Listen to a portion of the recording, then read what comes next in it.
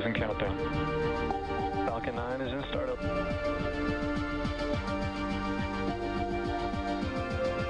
Dragon, SpaceX, go for launch.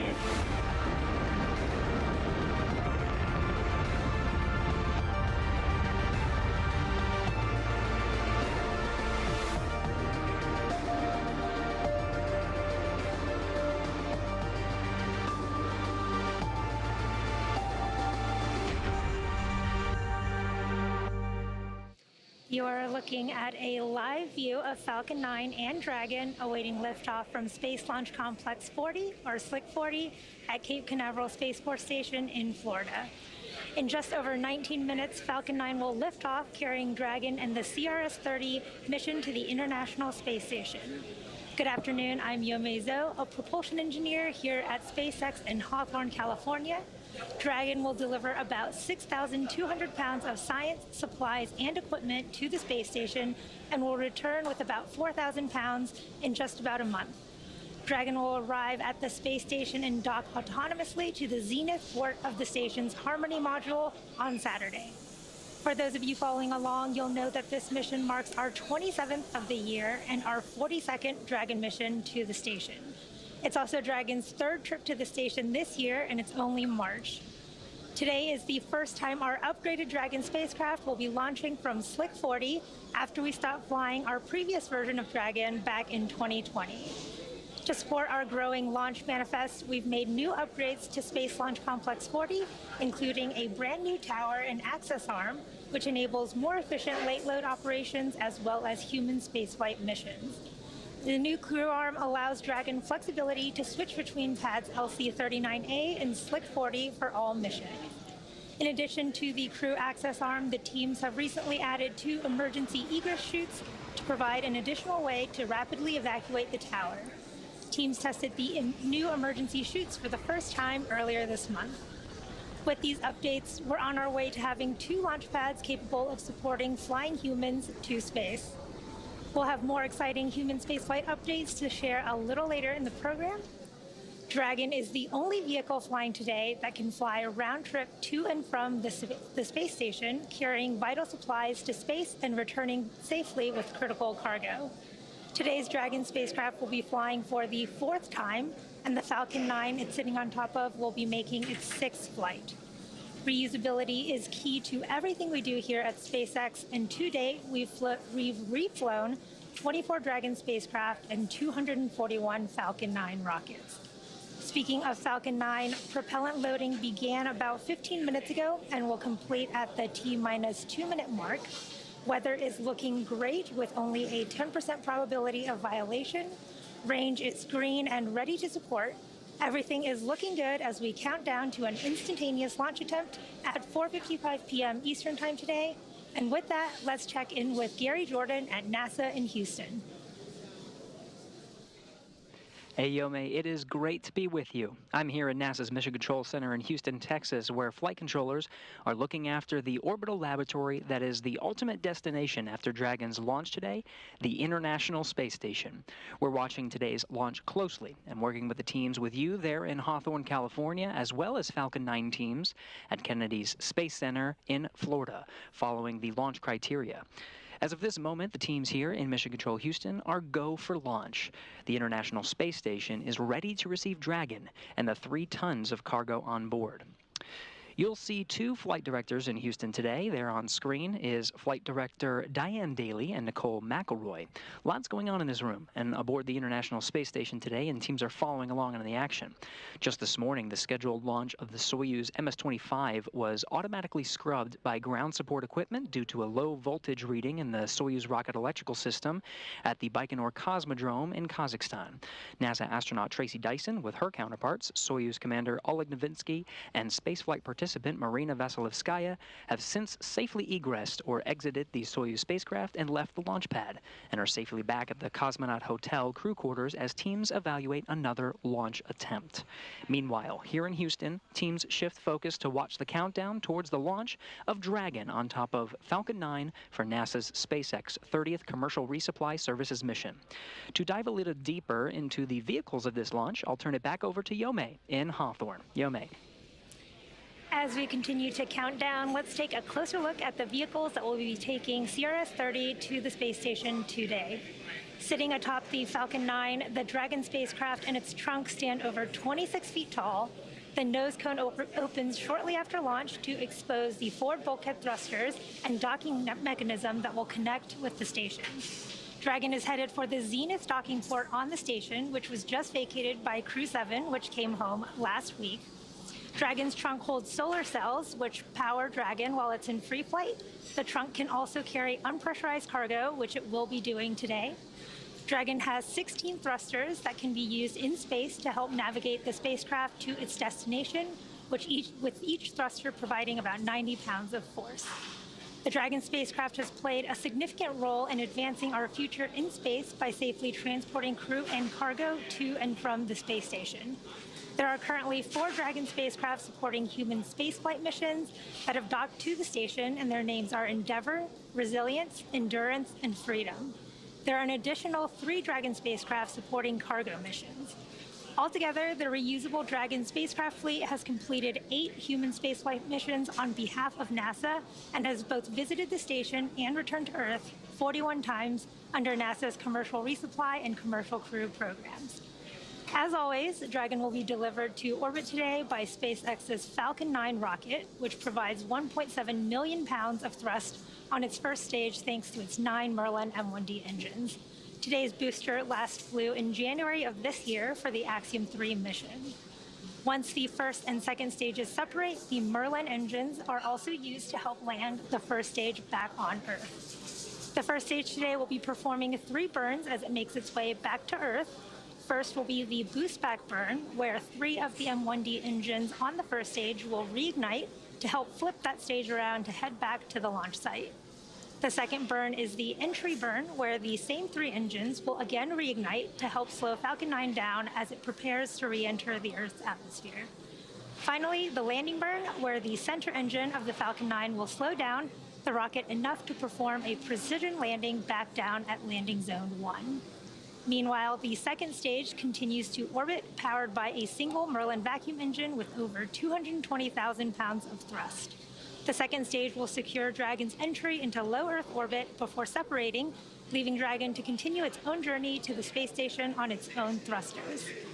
About 50 seconds after separation, Dragon's nose cone deployment sequence will begin, exposing its guidance navigation controls that help Dragon autonomously fly to the space station. With T0 coming up in about 12 minutes, our teams at the Cape and Hangar X are doing a series of system checks to ensure Dragon and Falcon 9 are ready to fly.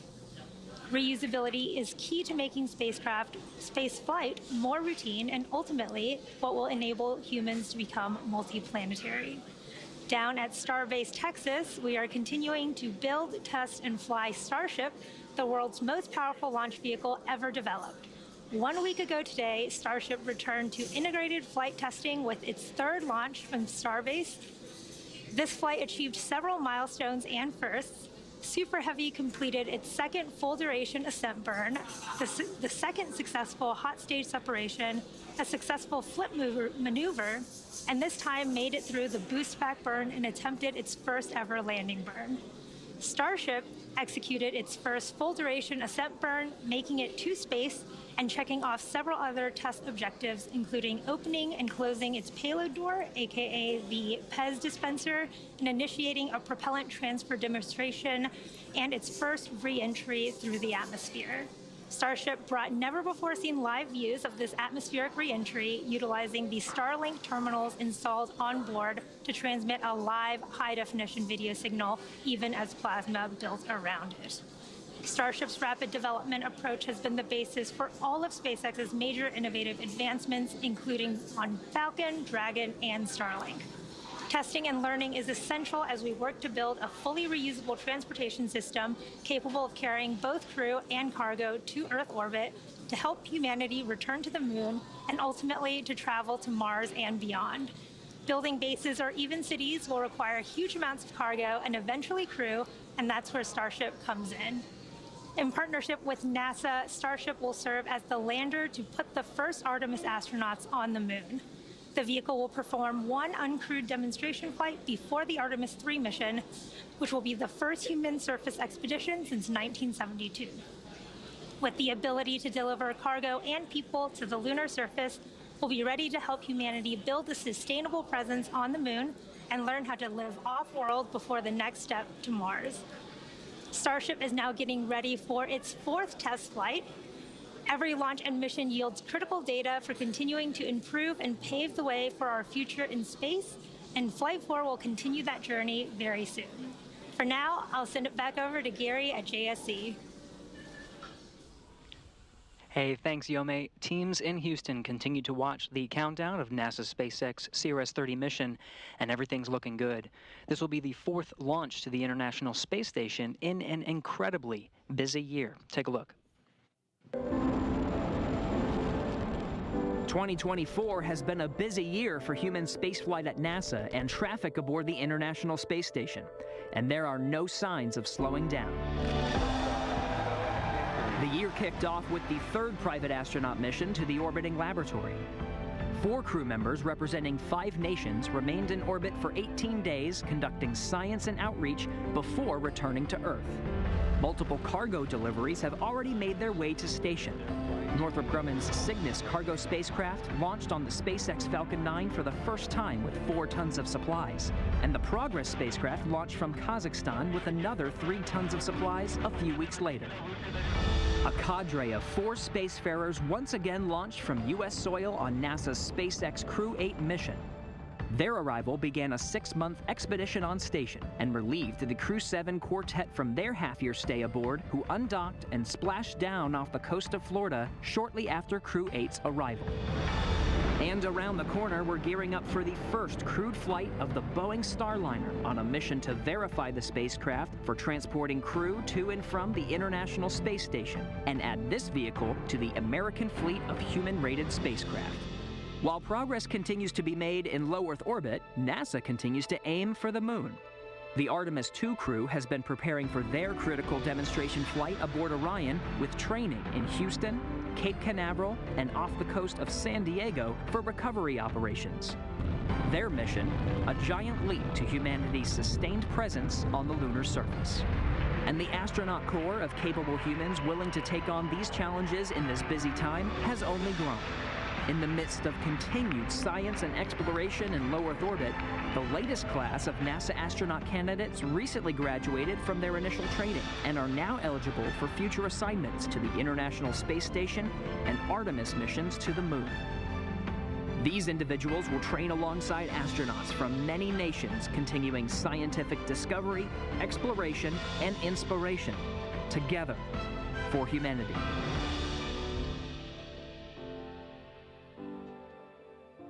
Continuing scientific discovery is enabled by missions like today. Dragon's about to bring up 3 tons of cargo, much of which includes scientific hardware and samples. The microgravity environment of the space station not only allows for a unique perspective from which to observe physical and biological phenomenon, but it serves as a test bed for improving technologies and capabilities that can send us farther into the solar system and advance our lives right here on Earth. The science portfolio inside Dragon right now includes all of this, enabled by scientists and engineers who have been working for months, sometimes years, to prepare for this moment, a launch to the International Space Station. Here are some highlights of what's inside Dragon today. SpaceX is set to launch its 30th Resupply Services mission to the International Space Station, carrying science investigations to further NASA's missions to deep space and benefit life on Earth. A new set of sensors on Astrobee robots will test technology to automate 3D sensing and mapping for future space missions.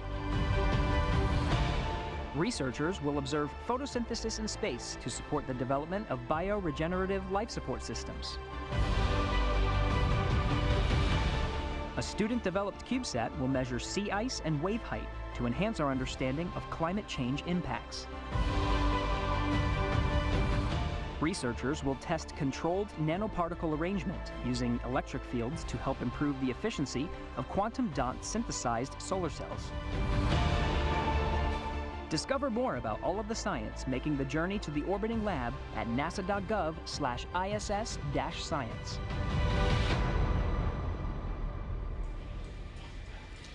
Here at just about T-minus 5 minutes, all systems are currently a go for an on-time liftoff. Strong back retraction will begin shortly, and in preparation for that retraction, strong back retract. You heard that call out, the sequence first beginning. Dragon is in terminal count. Beginning, strong back retraction has begun. You'll see the clamp arms on the second stage just below Dragon beginning to open, and then the strong back will recline away from Falcon 9.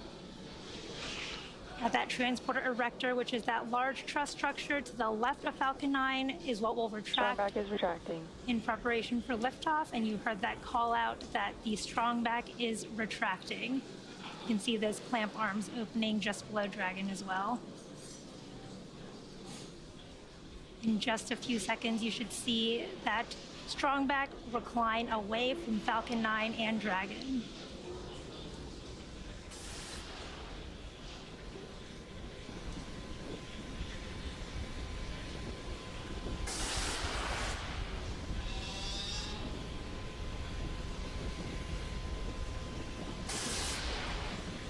There you can see the strong back slowly leaning away from Falcon 9 and Dragon.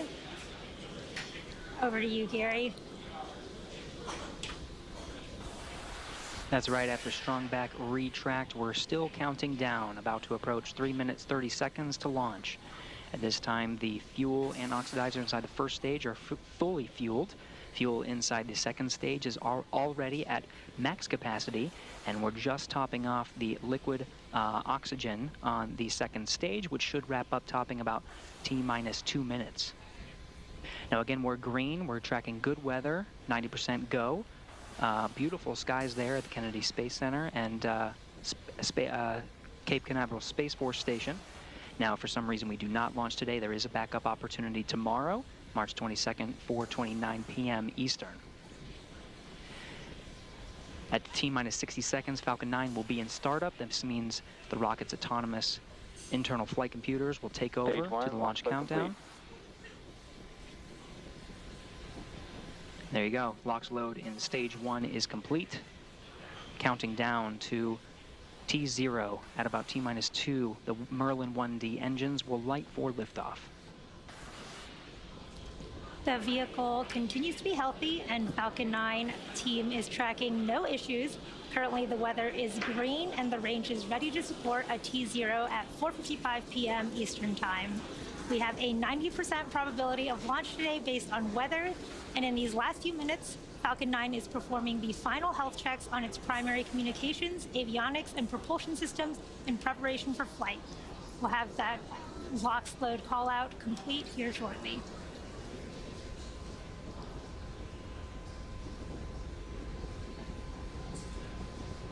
Stage 2, LOX load complete. With stage 2 LOX load complete, that gets us inside the 2-minute marker to countdown. Checkouts on the second stage thrust vector control have passed. We'll get to engine gibbling and wiggle test on the first stage much closer before ignition. At the time of launch, the International Space Station will be flying 260 statute miles over the border of Mexico and Guatemala.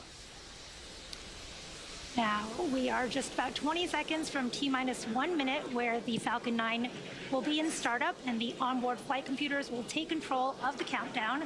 Dragon will also transition to internal power at this time.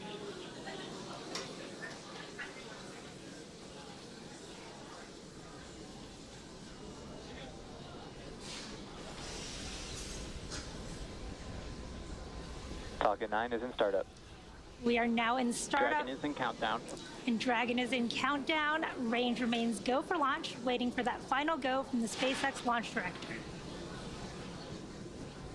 SpaceX launch director, go for launch.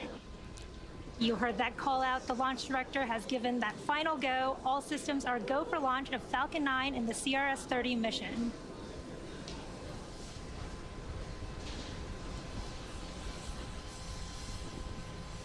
T-minus 30 seconds.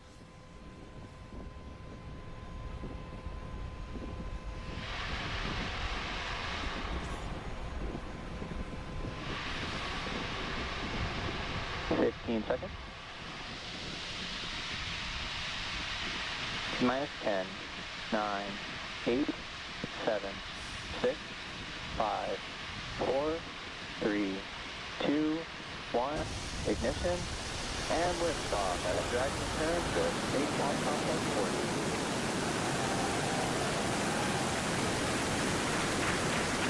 Tons of science and cargo take flight on NASA's SpaceX 30th Commercial Resupply Services mission. Falcon 9 at 1.7 million pounds of thrust. Pitching downrange, hearing good calls of performance. Nominal trajectory as Falcon 9 and Dragon arc out to the northeast. Falcon 9 has successfully lifted off from Slick 40 at Cape Canaveral Space Force Station. Now, during ascent, we will tilt or gimbal our engines, guiding the rocket into what we call a gravity turn. Through this turn, the vehicle is flying both up and horizontally away from the launch pad. Now, this rocket typically needs to go about 17,500 miles per hour horizontally in order to make it to orbit and avoid being pulled back down to Earth. So moments ago, we did throttle the engines down in preparation for max Q, or maximum aerodynamic pressure, in just a couple seconds. Max Q. There was that call out for max Q. And coming up, we have a few events in quick succession, starting with main engine cutoff, followed by stage separation, second engine startup 1, and the start of the boost back burn for the first stage. MVAC is chilling. There's the call out. The MVAC engine on the second stage is chilling in, getting ready for startup. Now, the first of these events is main engine cutoff, or MECO, where the 9 Merlin 1D engines on the first stage will shut down in preparation for stage separation, which is where stage 1 and 2 will separate from each other, with the first stage making its way back down to Earth and the second stage performing second engine start 1, which is where we ignite that single Merlin vacuum engine on board the second stage. Now, the boost back burn will then start on the first stage. This burn helps assist the vehicle flip back around and reorient itself back to land. MECO starting in just a couple seconds.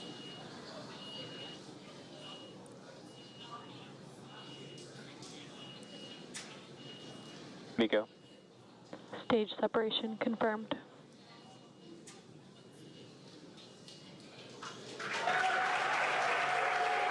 MVAC ignition. Stage 1 boost back startup. There you heard and saw those events happening back to back. Awesome views of the first stage flipping back around as it performs its boost back burn. Again, we had main engine cutoff of the first stage separation, second engine start on the second stage, and that first stage doing the awesome flip as it starts its boost back burn. Now, this burn is a little under a minute, so we have about 20 seconds left in this burn. In about 3 minutes after that, we will have 2 additional burns on the first stage to prepare to land back at landing zone 1 at Cape Canaveral. We are at T plus 3 minutes and 30 seconds here in today's mission. CRS-30 is SpaceX's... Stage 1 boost back shutdown. There's that confirmation for the boost back shutdown of the first stage. Nominal trajectory. And a nominal trajectory. As, again, CRS-30 is SpaceX's 27th launch this year. And we are coming up on the entry burn of the first stage, as well as second engine cutoff. On those live views of the first stage, you can see the attitude control system creating those beautiful puffs of white gas. And that's nitrogen from the cold gas thrusters of the attitude control system. And around T plus 6 minutes and 30 seconds, you should see on your screen the first stage's entry burn. And for the entry burn, we relight 3 of the M1D engines on the first stage, starting with the center engine 9, followed shortly by engines 1 and 5, which slows the vehicle down as it passes back into the Earth's atmosphere. We need to slow down to reduce re-entry forces, which helps us to recover and reuse the first stage.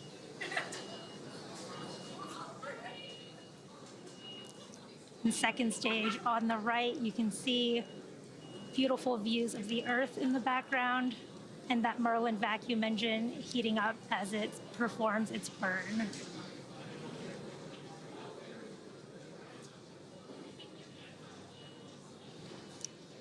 Again, we are a little over a minute to the start of our first stage entry burn. You can see the first stage on those live views on your left with 2 of the 4 hypersonic grid fins deployed, helping steer that first stage down as it makes its way back home to Earth.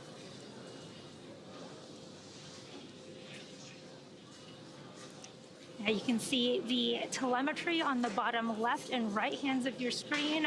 The right-hand side is the second stage carrying our Dragon capsule, and the left-hand side is the first stage. You can see the second stage speeding up as it is performing its burn, and the first stage is coming back down towards the Earth's atmosphere with the altitude decreasing. Really cool views from the attitude control system of the first stage.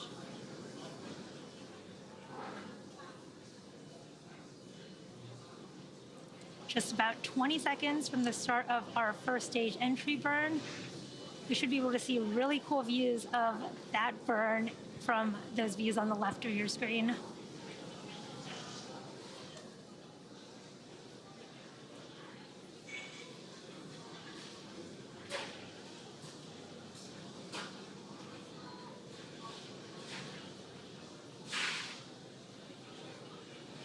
Stage 1 entry burn startup. There is the start of the stage 1 entry burn, and this is a 3-engine burn on the first stage of Falcon 9.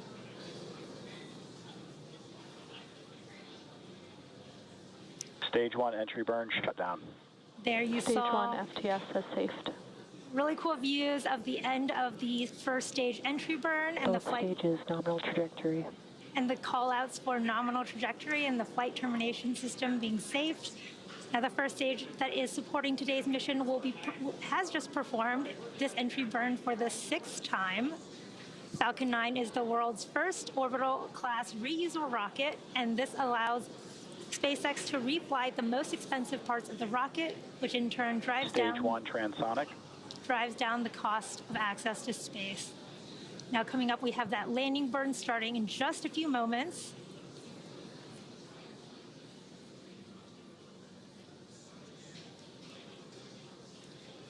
There's the start Stage 1 landing burn. of that landing burn. Really cool view of Cape Canaveral coast.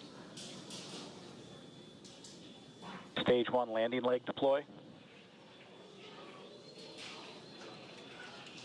Wow, wonderful views of that first stage Stage landing. 1 landing confirmed.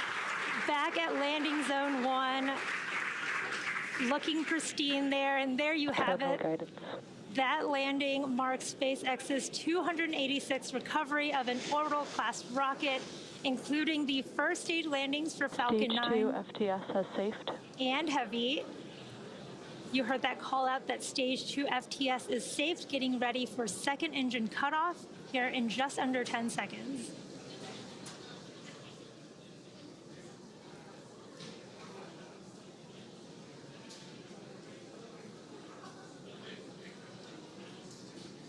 MVAC shutdown. There is that second engine cutoff with the MVAC shutdown call out, waiting for confirmation of a good orbital Nominal insertion. orbit insertion.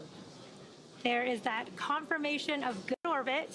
It looks like we are on track for Dragon separation in just a few minutes, just before the T plus 12-minute mark. It has been a great launch so far. As I mentioned earlier, today's launch was the first for our upgraded Dragon to be flying from Slick 40 after we stopped flying the older version of Dragon back in 2020. And to support our growing launch manifest, we've made new upgrades to Space Launch Complex 40, including a brand new tower and access arm, which enables more efficient late load operations as well as human spaceflight missions. Now, with these updates, we are on our way to having 2 launch pads capable of supporting flying humans to space. You can see really cool views of the MVAC engine and the Earth in the background from the second stage. And in addition to flying cargo to support crew on board the space station, SpaceX also enables researchers the opportunity to fly critical science to orbit on Dragon, which has carried over 1,000 research experiments to and from low Earth orbit and the International Space Station since 2012. Enabling research in space paves the way for us to explore beyond Earth and make life multiplanetary. And now we are waiting for Dragon to separate from Falcon 9's second stage. To recap so far, we had an on-time liftoff at 4:55 p.m. Eastern Time. Everything has proceeded nominally so far. Stage separation occurred at about 2.5 minutes into flight, and that was followed by a successful landing of Falcon 9's first stage at Landing Zone 1 back in Cape Canaveral, Florida. That was the 6th landing for that particular Falcon 9 first stage. And for those of you following along, this Dragon capsule has also supported CRS-22, CRS-24, and CRS-27, which were 3 additional cargo resupply missions to the International Space Station.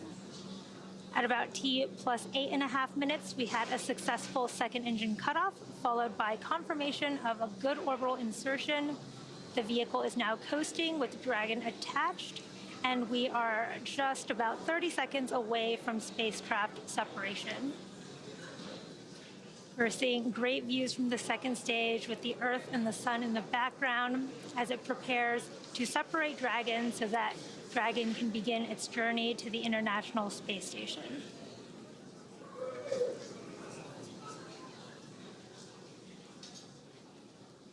Just a few seconds from payload deployment.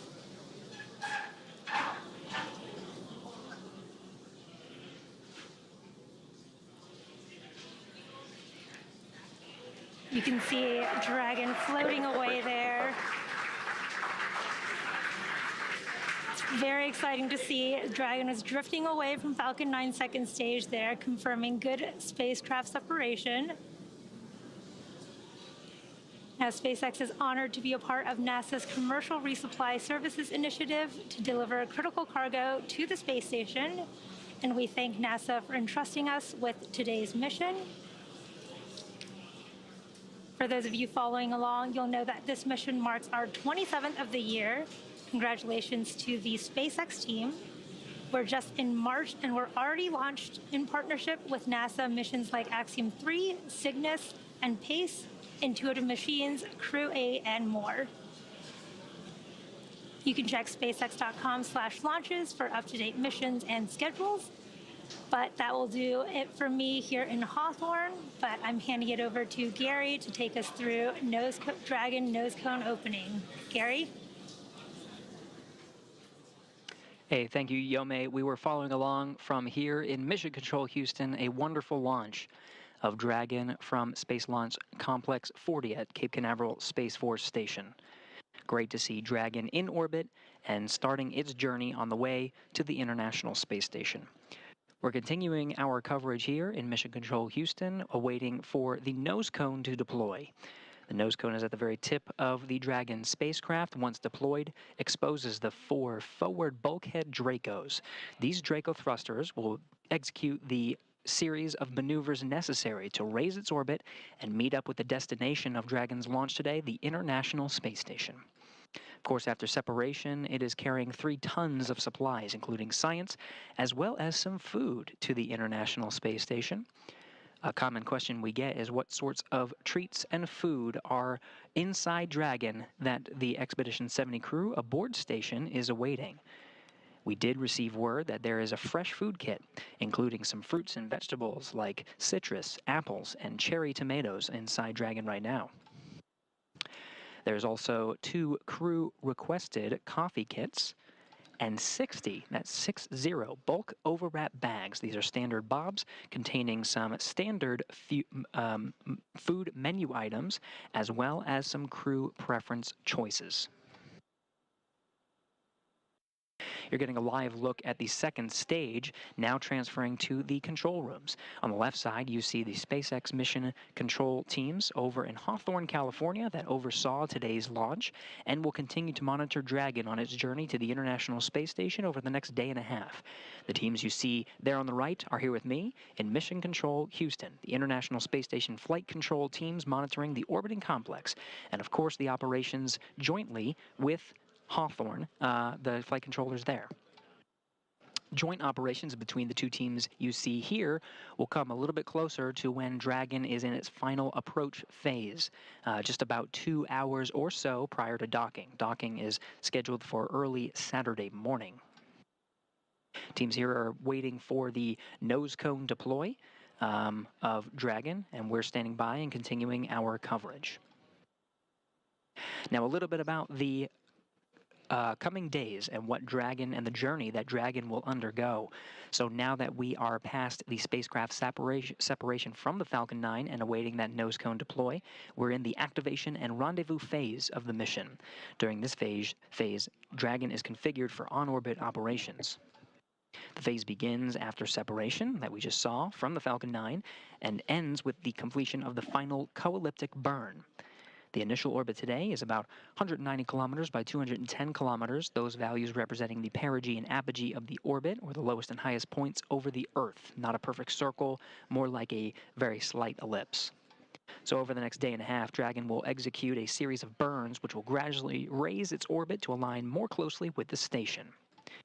There are 5 major burns where the Draco thrusters on Dragon will fire and bring the spacecraft close to the station before we begin the final approach maneuvers. Let's go ahead and review that now. First is the first major burn, the phase burn.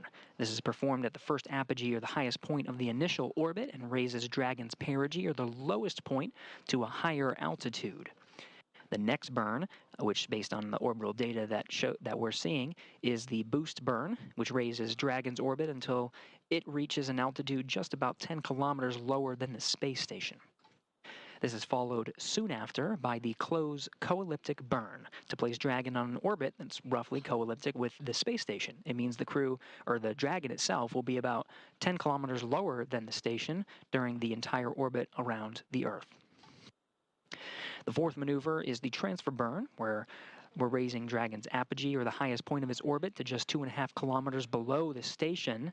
Then we round everything out with what's called a final co-elliptic burn to once again maintain that orbit just beneath the station, but this time on a plane that is 2.5 kilometers below.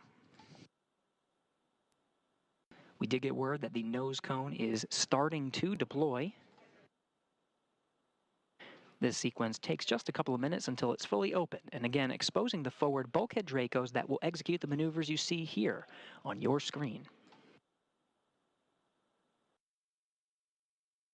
The final co-elliptic burn you see there on the screen will lead us to the approach initiation. This is the final stages of Dragon's rendezvous with the space station and beginning integrated operations with the team here in Mission Control Houston and the teams over in Hawthorne, California.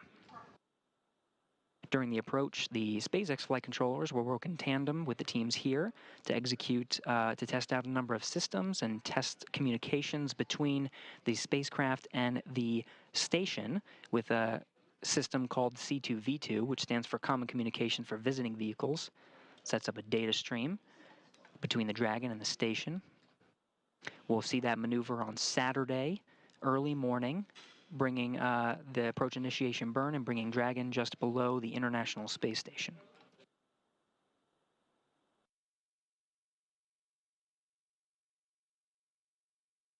Teams you see here on your screen are monitoring the Dragon after its separation.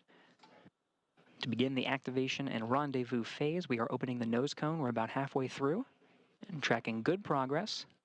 Once it is fully opened, they'll perform a series of checks to work on those forward bulkhead Draco engines. These are on the very tip of the Dragon spacecraft and will execute those burn maneuvers that we just went over.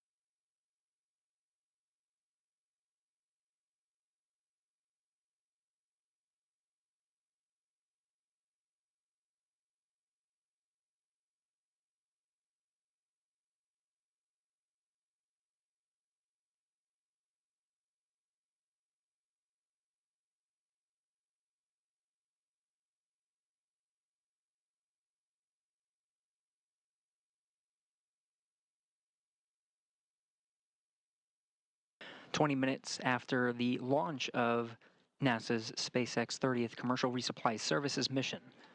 Still continuing to follow along, the teams here are monitoring the opening of the nose cone at the end of the Dragon spacecraft. Again, exposing those forward bulkhead Dracos. We'll continue to cover this mission until that is fully open.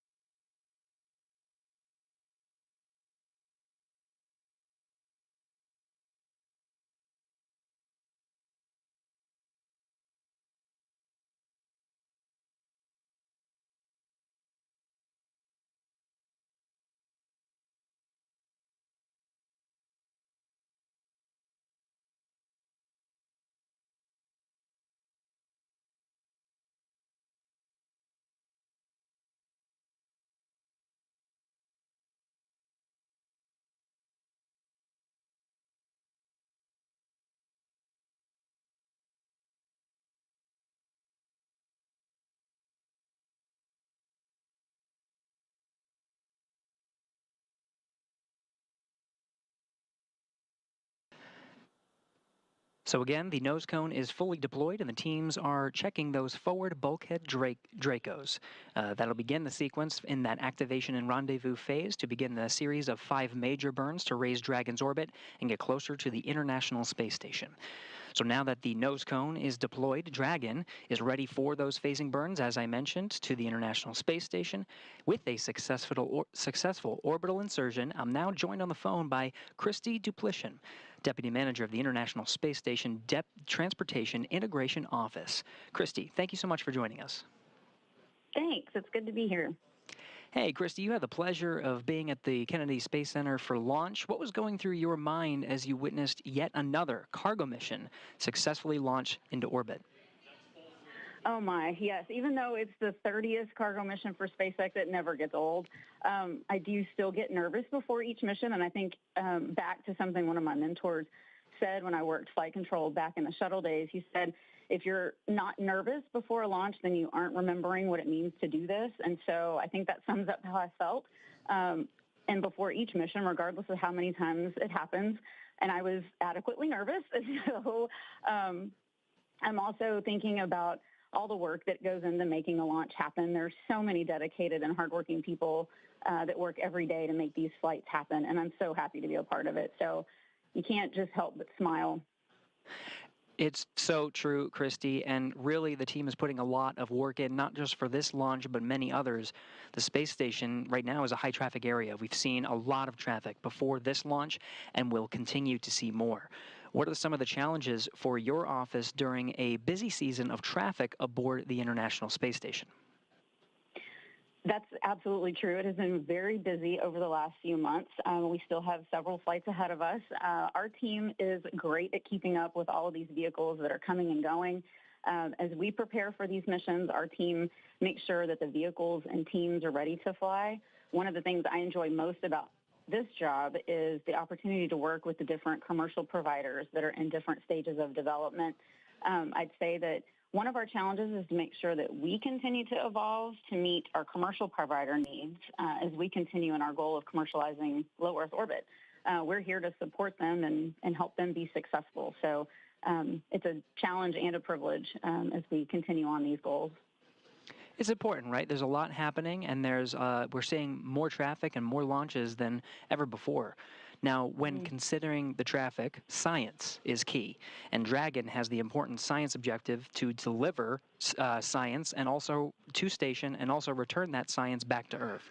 How does the criticality of science fold into your office's planning? Yeah, that's a good question. Science is key. My office has the responsibility of providing the service to get all of the science and all the cargo, even the hardware that we need for different activities on orbit. We get it all there to station. And so we work closely with the Research and Integration Office to understand the needs of those research experiments and that each provider has for each of those missions. So, for example, that's whether there are any time constraints that the science has when we load it on the vehicle for launch, or if the experiment needs any special accommodations while it's in Dragon. We work with our science team to make sure we understand that and then communicate that to our vehicle provider. Then we look across missions to make sure that we have a flight lined up to be able to be ready to fly the science when it's ready to go. And then also we have to return some of the science. So we also make sure that we have a flight ready to bring that science home when it's ready. So we work very closely with them because we are providing the ride. A lot of work, and it's absolutely critical.